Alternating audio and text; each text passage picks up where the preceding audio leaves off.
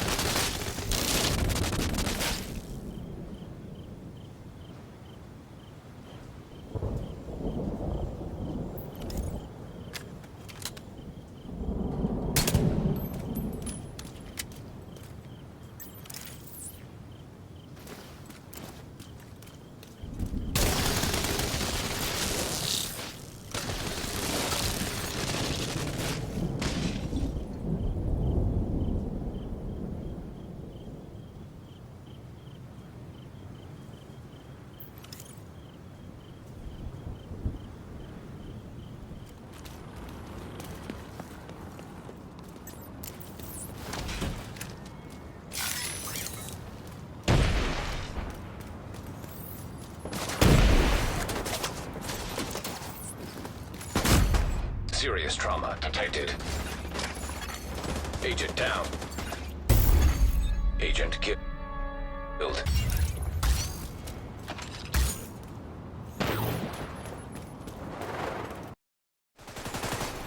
Rogue explosive supply detected. System curtailed. System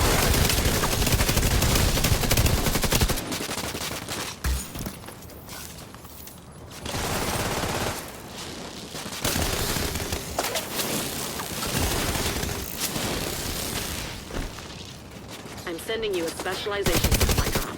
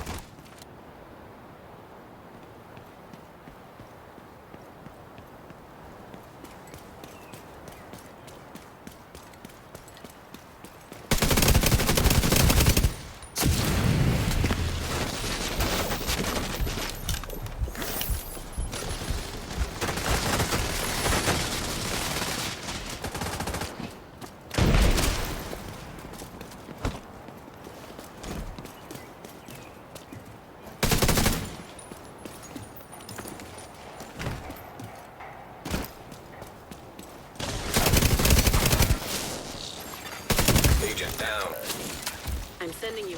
Rogue Stinger Hive detected.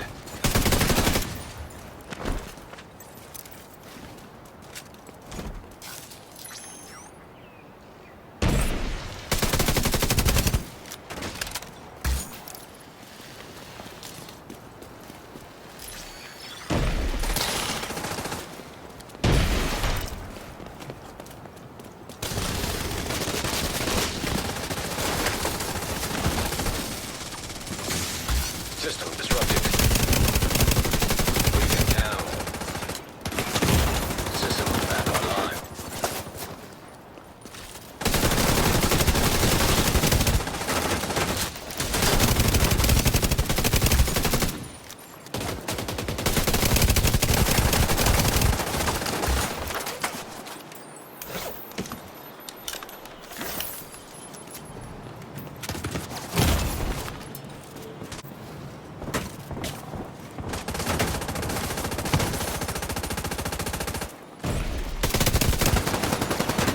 Rogue Hive detected.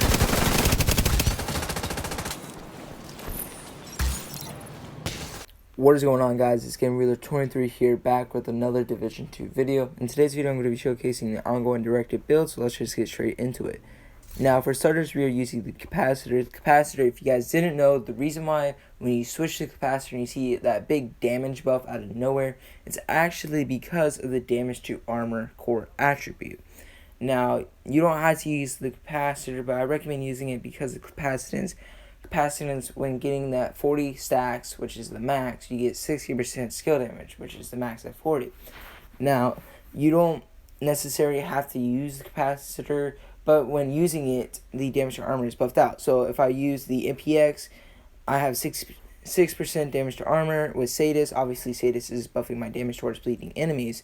And then I have Perpetuation. Now, Perpetuation, when shooting someone in the head, headshots grant 50% status effect variation in damage, and then obviously 20-second cooldown. And then going over to the mask, we are using ongoing directive. Now, the second piece gives us 15% status effect, third piece gives us 30% reload speed, and then the fourth piece, killing a status affected enemy grants hollow point ammo to your active weapon. Hollow point ammo amplifies your weapon damage by 20% and applies bleed on hit.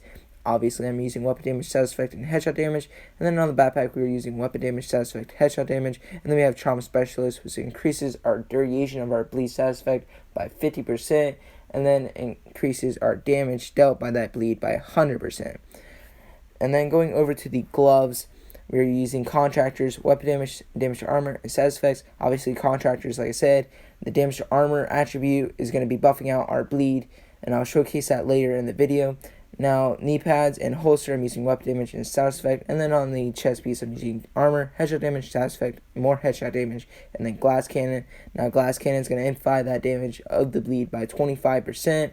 And then we're going to have to sacrifice that incoming damage towards us. Now, what I want to say here is that you don't have to run all headshot damage, but if you do go all crits on the mods, you will get up to 38%. And then running 6% critical hit chance on the chest piece, you'll get up to 44. Now, 44 isn't a lot in my opinion, so I recommend going all headshot damage just because it's more sufficient than running the 44% critical hit chance. Now, one other thing I want to point out to you guys is that you could run all reds like I am, or at least all reds and one blue. Of course, the chest piece is the closest I can get. But all reds, all blues, all yellows doesn't really matter. Of course, all yellows, the capacitor damage will stay the same in PvP damage, but your other weapons won't do as much. I'm doing all reds, but you could do all yellows. Now, all yellows, if you guys didn't know, it only amplifies the actual impact of your Stinger Hive and your Seeker Mine. It doesn't actually buff out your bleed damage. So if we inspect into our hive, you will see that when we apply the 5% damage mod, it's like applying a skill tier. The skill tier only applies the damage, and that's it. There's no actual bleed or skill damage being amplified. It's just the overall impact of the damage. So, as you can see here, our PvP damage is actually being amplified. and we have lower status effect, which is obviously going to give us a lower bleed damage, but the bleed damage actually stays the same. So if you want to go all armor, all skill tiers, all res, the bleed damage is going to stay the same, but the overall impact, depending if you go more skill tiers or not, is going to change. It's not the actual bleed. So using the capacitor and giving those skill damage stacks will actually change the bleed, because it's buffing the overall skill itself, which is everything that the skill has to offer. So everything would be the bleed damage for the Seeker and also for the bleed hive. Now, what I'm going to do here is I'm going to go to Technician, which I accidentally got the Gunner one. Hold on. Let me activate Technician back. Now, the reason why I'm going for Technician is because Technician actually gives me a skill tier, which is also going to affect our impact, but mainly because our 10% skill damage. Now, this is going to be a greater benefit towards our bleed, but the extra skill tier does help with the impact from the bleed itself. Like I said, if you want to go all skill tiers, all armor, it really doesn't matter, but the skill damage is of most importance. Now, if we go over to Elite, I'm going to put this on. Actually, let's go to Named. If we go over to Named, apply the 5 meters, and then what I'm going to do here is I'm going to apply Perpetuation, or actually, let's do without Perpetuation, and then we're going to let it bleed out, right? So as you can see here, we're doing this without damage to armor, and then switching to the SMG some, and then with the capacitor, which is almost 12%, we're getting more damage to armor benefits. So more damage to armor means more damage, right? Because it's actually affecting our skills. So if I go over to the shotgun, which has more damage to armor on it, of course my capacitor is not fully maxed out. So if I deconstruct the hive and then we throw it back out, and then the hive affects it, right? We're getting that higher damage, but if I switch over the capacitor, we get a lower damage. That's all because of the damage to armor attribute that is on our gun. So using the contractors will actually affect our gun itself. Now let's go over to Perpetuation. Perpetuation, when we have it procced and we throw down our hive, this is what it's going to look like for overall bleed. Of course, this is without the actual skill damage that we're using with the capacitor. Now, we are going to get a bunch of damage to armor, and it really just changes between what guns you're using and the damage to armor. Damage to targets at the cover won't really affect anything on your guns.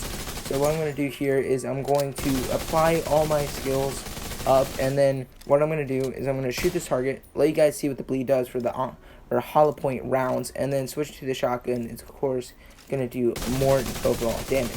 Now, what I'm going to do, again, like I said, is I'm going to gather all those stacks up, and then now that I have 40, I'm going to throw the hive down. I'm going to make sure I have that 40 stacks on, and then as you can see, we're at 161,248, and then we switch over 162,603. Now, like I said, all depends on what damage to armor attributes you're running, so running as much as you can will affect more overall. That is it for this video, guys. If you guys can, please like and subscribe. That'd be very helpful. Now I'm going to showcase a regular status effect build with glass cannon, and this is obviously going to be without ongoing directive and what the bleed actually looks like with max capacitor shots. So hope you guys do enjoy that, and I'll see you guys in the next build video.